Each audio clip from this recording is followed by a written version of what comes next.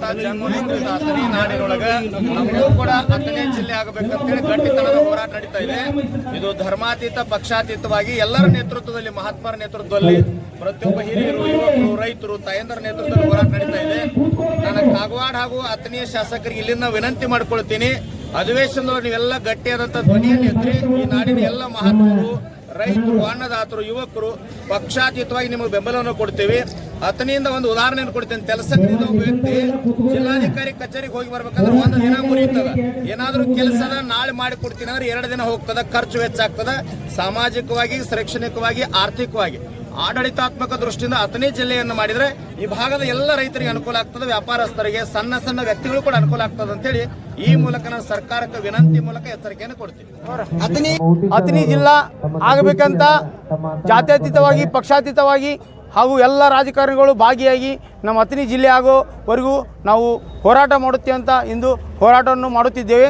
ದಯಮಾಡಿ ರಾಜ್ಯ ಸರ್ಕಾರ ನಮ್ಮ ಕಡೆ ಗಮನ ಕೊಟ್ಟು ಗೋಕಾಕ್, ಚಿಕ್ಕೋಡಿ ಹೇಗೆ ಜಿಲ್ಲಾ ಆಗುತ್ತದೆ ಹಾಗೂ ನಮ್ಮ ಅಥಣಿ ಜಿಲ್ಲೆ ಮಾಡಬೇಕಂತ ಕೇಳಿಕೊಳ್ಳುತ್ತೇವೆ.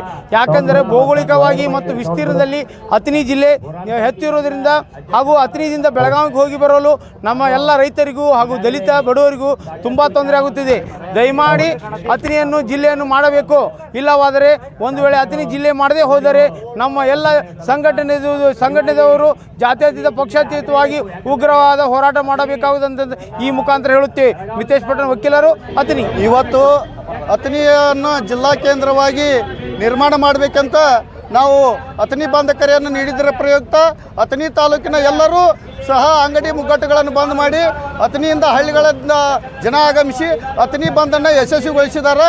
ಈ ಅಥಣಿ ಬಂದ್ ಅಂತಂದ ಭೌಗೋಳಿಕವಾಗಿ ಅಥಣಿ ಜಿಲ್ಲಾ ಕೇಂದ್ರವಾಗುವುದು ಅತಿ ಅವಶ್ಯಕತೆ ಇದೆ. ಯಾಕಂದ್ರೆ ನಾವು ಜಿಲ್ಲಾ ಕೇಂದ್ರವಾದಂಥ ಈಗಿನ ಜಿಲ್ಲಾ ಕೇಂದ್ರವಾದ ಬೆಳಗಾವಿಗೆ ನಾವು ಅಥಣಿ ಕಡೆಹಳ್ಳಿಯಿಂದ ಹೋಗಬೇಕಾದ್ರೆ ಸುಮಾರು 5-6 ತಾಸು ಜರ್ನಿ ಆಗ್ತದೆ. ನಾವು ಯಾವುದೇ ಕೆಲಸ ಕೆಲಸಕ್ಕೆ ಹೋಗಬೇಕಾದ್ರೆ ತುಂಬ ಅನಾನುಕೂಲತೆ ಉಂಟಾಗ್ತದೆ.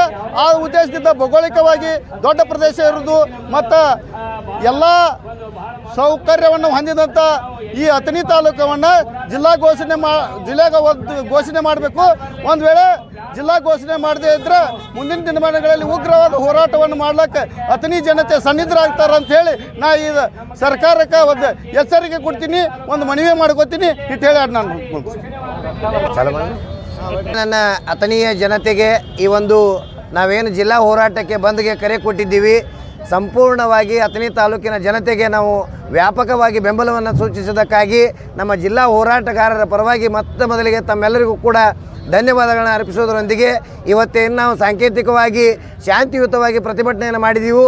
ಈ ಒಂದು ಪ್ರತಿಭಟನೆಯ ಕೂಗು ಯಾವ ಮಟ್ಟಕ್ಕಿತ್ತಪ್ಪ ಅಂತಂದರೆ, ಇವತ್ತು ಸದನದಲ್ಲಿ ಮಾನ್ಯ ಮುಖ್ಯಮಂತ್ರಿಗಳಾಗಿರ್ತಕ್ಕಂಥ ಸಿದ್ದರಾಮಯ್ಯನವರು ಮಾನ್ಯ ನಮ್ಮ ಸ್ಥಳೀಯ ಶಾಸಕರನ್ನು ತಮ್ಮ ಹತ್ರ ಕರೆಸಿಕೊಂಡು ಇಲ್ಲಿ ಜಿಲ್ಲಾ ಹೋರಾಟಕ್ಕೆ ಕೂಡಿರ್ತಕ್ಕಂಥ ಎಲ್ಲ ನಿಯೋಗವನ್ನು ಕರೆದುಕೊಂಡು ನಾಳೆ ಮಧ್ಯಾಹ್ನ ತಮ್ಮನ್ನು ಭೇಟಿ ಮಾಡಲು ಅವಕಾಶ ಮಾಡಿಕೊಟ್ಟಿದ್ದಾರೆ. ಒಂದು ಖುಷಿ ವಿಚಾರ ಏನಂತಂದರೆ, ಇವತ್ತೇನು ಎಲ್ಲ ಕನ್ನಡ ಪರ ಸಂಘಟನೆಗಳಾಗಿರ್ಬೋದು, ರಾಜ್ಯ ರೈತ ಸಂಘ ಆಗಿರ್ಬೋದು, ದಲಿತ ಪರ ಸಂಘಟನೆಗಳಾಗಿರ್ಬೋದು, ಈ ಎಲ್ಲ ಒಂದು ಸಂಘಟನೆಗಳ ಒಂದು ಒತ್ತಡಕ್ಕೆ ಮಣಿದಿರುವ ಸರ್ಕಾರ ನಾಳೆ ನಮಗೆ ಜಿಲ್ಲಾ ಒಂದು ಹೋರಾಟದ ಕೂಗಿಗೆ ಮನವಿಗೆ ಸ್ಪಂದಿಸಲಿಕ್ಕೆ ನಮಗೆ ನಿಯೋಗಕ್ಕೆ ನಾಳೆ ಟೈಮ್ ಕೊಟ್ಟಿದ್ದಾರೆ.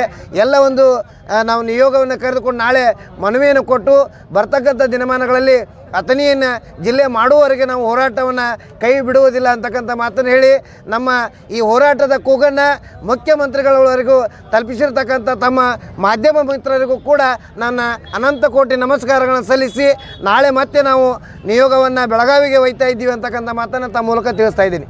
ಅಥಣಿ ಜಿಲ್ಲಾ ಹೋರಾಟ ಅತಿ ಉಗ್ರವಾದ ಸ್ವರೂಪವನ್ನು ಪಡೆದುಕೊಳ್ಳುವ ಮುಂಚೆನೇ ಸರ್ಕಾರ ಎಚ್ಚೆತ್ತುಕೊಂಡು ನಮಗೇನಾಯ್ತು ಅಂದ್ರೆ ಸಿದ್ದರಾಮಯ್ಯ ಅವರಿಗೆ ಭೇಟಿಯಾಗಲು ಒಂದು ನಿಯೋಗ ಒಂದು ಸಮಯ ಅವಕಾಶನ ಸ್ಥಳೀಯ ಶಾಸಕರ ಮುಖಾಂತರ ಒಂದು ಆಹ್ವಾನವನ್ನು ನೀಡಿದ್ದಾರೆ. ಆ ಆಹ್ವಾನಗಳನ್ನು ನಾಳೆ ನಾವು ಅವರ ರೂಪುರೇಷೆಗಳನ್ನು ಆಲಿಸಿ ನಮಗೆ ಸೂಕ್ತ ಎನಿಸಿದರೆ ನಮ್ಮ ಹೋರಾಟನ ಬಿಡ್ತೀವಿ. ಇಲ್ಲ ಅವ್ರ ಸಮಸ್ಯೆ ಅವರ ಹೇಳಿಕೆಗಳ ನಮ್ಮ ಜಿಲ್ಲಾ ಹೋರಾಟಕ್ಕೆ ಇದನ್ನಾದ ಸಮಸ್ಯೆಗಳಾದರೆ ನಾವು ಜಿಲ್ಲಾ ಹೋರಾಟ ನಿರಂತರವಾದ ಮತ್ತು ಉಗ್ರವಾದ ಸ್ವರೂಪದ ಹೋರಾಟವನ್ನು ಕೈಗೊಳ್ತೀವಿ ಅಂತ ಹೇಳಕ್ಕೆ ಬಯಸ್ತೀವಿ. ಪ್ರಶಾಂತ್ ತೋಡ್ಕರ್. ಯಾವ ರೀತಿ ಬೆಂಬಲ ನೀಡಿದ್ರು? ಅಥಣಿ ಜನ ಈಗ ಒಳ್ಳೆ ರೀತಿ ಬೆಂಬಲ ಕೊಟ್ಟಾರೆ. ಸಾರ್ವಜನಿಕರು ಯಾವ ರೀತಿ ಬೆಂಬಲ ಕೊಡ್ತಾರೋ ಆ ರೀತಿ ಮೇಲೆ ನಮ್ಮ ಹೋರಾಟದ ರೂಪುರೇಷೆಗಳು ಬದಲಾಗ್ತಾವೆ.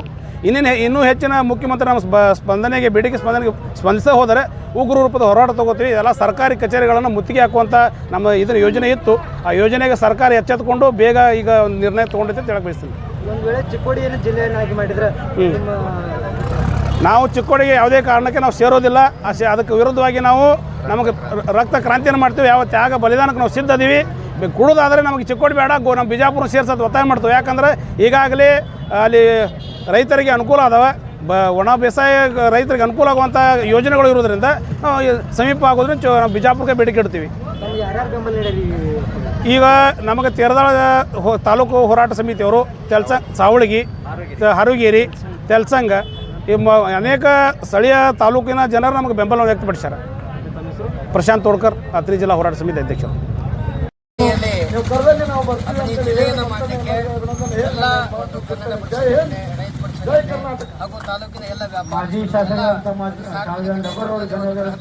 ಈಗ ನಮ್ಮ ಜಿಲ್ಲಾ ಅಥಣಿ ಹೋರಾಟಕ್ಕೆ ಬೆಂಬಲ ಕೊಡುವಂತ ಸಿದ್ದರಾಮಯ್ಯನವರಿಗೆ ವಿನಂತಿಯನ್ನು ಮಾಡ್ತೀವಿ. ತಾಲೂಕು ಬೆಳಗಾವಿಯಿಂದ ಅದಕ್ಕಾಗಿ ಇವತ್ತಿನ ದಿವಸ ಬೆಳಗಾವಿ ಅಥಣಿಯನ್ನು ಜಿಲ್ಲಾ ಮಾಡಬೇಕಂತ ಈ ಹೋರಾಟದ ಸಂದರ್ಭದಲ್ಲಿ ಒಂದು ಕಾರ್ಯಕ್ರಮ ಮತ್ತು ಇಡೀ ಅಥಣಿನ ಬಂದ್ ಮಾಡಿರ್ತಕ್ಕಂಥ ಎಲ್ಲ ಹಿರಿಯರು ಮತ್ತು ಮಾನ್ಯ ಮಾಜಿ ಶಾಸಕರಾದ ಬಸವರಾಜ ಸಾಹೇಬ್ರೆ ನಮ್ಮ ಇವತ್ತಿನ ದಿವಸ ಅಥಣಿ ಜಿಲ್ಲಾ ಆಗಬೇಕು. ಆಗೋ ತನಕ ಈ ಹೋರಾಟ ನಡೀಬೇಕಂದ್ರೆ ನಮ್ದು ಸಂಪೂರ್ಣ ಬೆಂಬಲದ ಅಂತ ಈ ಸಂದರ್ಭದಲ್ಲಿ ಹೇಳ್ತಾ ಅಥಣಿ ಜಿಲ್ಲಾ ಯಾಕೆ ಆಗ್ಬೇಕಂದ್ರೆ ಬೆಳಗಾವಿಯಿಂದ ಸರ್ವಸಾಧಾರಣವಾಗಿ 150 ಕಿಲೋಮೀಟರ್ ದೂರದ ಮತ್ತು ಇಲ್ಲಿ ಸುತ್ತಮುತ್ತಲಿರ್ತಕ್ಕಂಥ ಜಿಲ್ಲಾ ಆಗಬೇಕಾದ್ರೆ ಎಲ್ಲ ರೀತಿಯಿಂದ ಎಲ್ಲಾ ಸೌಲಭ್ಯಗಳು ಮತ್ತು ಎಲ್ಲಾ ಹೇಳಿ ತಾಲೂಕಾ ಸೈನಿಕ ಸಂಘದ ಸಂಸ್ಥಾಪಕ ಅಧ್ಯಕ್ಷನಾಗಿ ಇವತ್ತು ಅಥಣಿಯಲ್ಲಿ ನಾವು ಜಿಲ್ಲೆ ಹೋರಾಟ ಸಲುವಾಗಿ ಏನಪ್ಪಾ ಅಂದ್ರೆ ನಮ್ಮ ಸೈನಿಕರೆಲ್ಲ ಒಕ್ಕೂರಲಿಂದ ಇವತ್ತು ಏನಪ್ಪಾ ಅಂದ್ರೆ ನಮ್ಮ ಸೈನಿಕರ ಸಮಸ್ಯೆ ಅಥಣಿ ಯಾಕೆ ಜಿಲ್ಲೆ ಆಗಬೇಕು ಮತ್ತು ಇವತ್ತು ಧ್ವನಿ ಬರಲಾಯ್ತು. ಈಗ ಇತ್ತಿತ್ತಲಾಗಿ ಗೋಕಾಕ್ ಮಾಡ್ಲತ್ತಾರ, ಚಿಕ್ಕೋಡಿ ಮಾಡ್ಲತ್ತಾರ ಅಂತೇಳಿ. ಚಿಕ್ಕೋಡಿ ಗೋಕಾಕ್ ಏನಪ್ಪಾ ಅಂದ್ರೆ ಅದು ಬೆಳಗಾವಿಯಿಂದ ಭಾಳ ಸನೇಕೈತಿ. ಮತ್ತು ನಾವು ಅಥಣಿ ಅಂದಪ್ಪ ಬೆಳಗಾವಿಯಿಂದ ಇಲ್ಲಂದ್ರೆ 330 ಕಿಲೋಮೀಟರ್ ಅಪ್ ಡೌನ್ ಆಗ್ತೈತಿ ನಮ್ದು. ಅಲ್ಲಿ ಹೋಗ್ಲಾಕ ನಮ್ಮ ಕೆಲಸಗಳು ಆಗೋದಿಲ್ಲ. ಸೈನಿಕ್ ವೆಲ್ಫೇರ್ ಆಫೀಸ, ಸೈನಿಕ ಕಲ್ಯಾಣ ಪುನರ್ವಸತಿ ಇಲಾಖೆ ಅದೇನು ವೆಲ್ಫೇರ್ ಆಫೀಸ್ ಐತಿಲ್ಲ, DC ಆಫೀಸ್ ಅಂತೇಳಿ ನಾವು ಪ್ರತಿಯೊಬ್ಬ ಸೈನಿಕ ಹೋಗ್ಬೇಕಾಗತ್ತೆ ಅಲ್ಲಿ ಕೆಲಸ ಸಲುವಾಗಿ. ಅದು ಭಾಳ ದೂರ ಐತಿ. ಮತ್ತು ಸೈನಿಕರು ರಿಟೈರ್ಮೆಂಟ್ ಬರಬೇಕಾದ್ರೆ 50 ವರ್ಷ ಮೇಲ್ಪಟ್ಟ ಅವರು ರಿಟೈರ್ಮೆಂಟ್ ಬರ್ತಾರೋ. ಸೀನಿಯರ್ ಸಿಟಿಜನ್ ಇರೋದ್ರಿಂದ ಅಲ್ಲಿ ಹೋಗಿ ಬರೋದು ಭಾಳ ತ್ರಾಸ ಐತಿ. ಮತ್ತು ನಮ್ಮ ಕುಟುಂಬಕ್ಕೆ ಕರ್ಕೊಂಡು ಹೋಗ್ಬೇಕಾಗತ್ತೆ ಅಲ್ಲಿ. ಅದೇ ಎಲ್ರಿ ಅಥಣಿ ಜಿಲ್ಲೆ ಕೊಟ್ರ ಇಲ್ಲಿ ಏನಪ್ಪಾ ಅಂದ್ರೆ ಇಲ್ಲಿ DC ಆಫೀಸು ಬರ್ತೈತಿ, ನಮ್ಮ ಸೈನಿಕ ಕಲ್ಯಾಣ ಪುನರ್ವಸತಿ ಇಲಾಖೆನೂ ಇಲ್ಲೇ ಬರ್ತೈತಿ. ಅದಕ್ಕೆ ಇಲ್ಲಿ ಸೈನಿಕ ಸಂಖ್ಯೆ ಇಡೀ ಬೆಳಗಾವಿ ಜಿಲ್ಲೆ ಒಳಗೆ ಕಾಗವಾಡ ಅಥಣಿ ಹೆಚ್ಚೈತಿ. ಅದ್ರ ಸಲುವಾಗಿ ಇಲ್ಲಿ ಈ ಜಿಲ್ಲೆ ಆಗಬೇಕು. ಮತ್ತು ಆರ್ಥಿಕ ಸ್ಥಿತಿ ಒಳಗೆ ನೋಡ್ಬೇಕಾದ್ರೆ 5-6 ಫ್ಯಾಕ್ಟ್ರಿಗಳು ಅದಾವು. ಮತ್ತು ಇದೇನಪ್ಪಾ ಅಂದ್ರೆ 3-4 ವರ್ಷ ನಮ್ದು ಹೋರಾಟ ಯಾವತ್ತೂ ಐತಿ. ಪ್ರಶಾಂತ್ ತೋಡ್ಕರ್ ನೇತೃತ್ವದಾಗ ಜಿಲ್ಲೆ ಆಗ್ಲತ್ತೇಳಿ ಹೋರಾಟ ಕಂಟಿನ್ಯೂ ಐತಿ.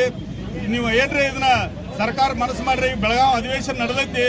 ಇದೇನು ಅಧಿವೇಶನದಾಗ ನಮ್ಮ ಉತ್ತರ ಕರ್ನಾಟಕದ ಏನು ಸಮಸ್ಯೆ ಐತಿ ಎಲ್ಲಕ್ಕಿಂತ ದೊಡ್ಡ ಸಮಸ್ಯೆ ನಮ್ಮ ಅಥಣಿ. ಅದಕ್ಕೆ ಇದನ್ನ ಜಿಲ್ಲೆ ಮಾಡಿ ತೆಗಿಬೇಕು. ಇಲ್ಲ ಅಂತಂದ್ರೆ ನಮ್ಮ ನಿರಂತರ ಹೋರಾಟ ಏನಪ್ಪಾ ಅಂದ್ರೆ ನಾವು ಸೈನಿಕರ ಈ ಜಿಲ್ಲೆ ಹೋರಾಟಗಾಗಿ ನಿರಂತರ ಅದೀವು. ಇಷ್ಟು ಹೇಳಿ ನನ್ನೆರಡು ಮಾತು ವಿರಾಮ ಕೊಡ್ತನು. ಜೈ ಹಿಂದ್, ಜೈ ಭಾರತ್ ಮಾತಾ, ಜೈ ಅಥಣಿ ಜಿಲ್ಲೆ.